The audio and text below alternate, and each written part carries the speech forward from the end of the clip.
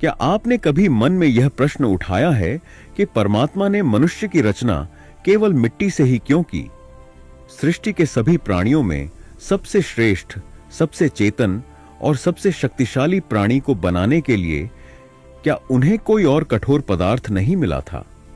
जब प्रभु ने सृष्टि की रचना पूरी की, पहाड़ों को आकार दिया, नदियों को प्रवाहित किया, वृक्षों को जीवन दिया और पशु पक्षियों से संसार भर दिया, तब अंत में उन्होंने मानव का निर्माण किया।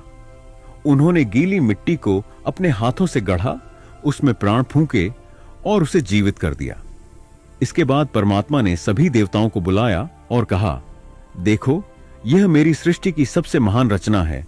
इससे सुंदर, इससे समर्थ और इससे अधिक सक्षम मैंने कुछ भी नहीं बनाया। सभी देवता इस अद्भुत कृति को देखकर प्रसन्न हुए, उसकी सराहना की। लेकिन उनमें से एक देवता के मन में संशय था। उसने कहा, प्रभु, आपकी यह रचना निस्संदेह दिव्य है, पर एक बात समझ नहीं आती कि आपने इसे मिट्टी से ही क्यों बनाया?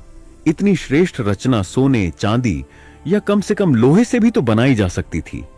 तब परमात्मा शांत स्वर में बोले, क्या तुमने कभी सोने या चांदी में जीवन को जन्म लेते देखा है? क्या लोहे से कभी कोई बीज फूटा है? जीवन केवल मिट्टी से ही उपजता है। बीज वहीं अंकुरित होते हैं, पौधे वहीं से निकलते हैं और फूल भी उसी से खिलते हैं। इसलिए मनुष्य मिट्टी से बना है, क्योंकि मिट्टी में ही जीवन की शक्ति है। अगर यह संदेश दिल तक पहुंचा हो तो इस यात्रा में हमारे साथ जुड़िए। चैनल को सब्सक्राइब करें और ऐसे ही गहरे विचारों का हिस्सा बनें। आप चैनल को सब्सक्राइब करें, शेयर करें और लाइक भी करें और कमेंट भी करें। ये सब करके हमारी मदद करें। धन्यवाद।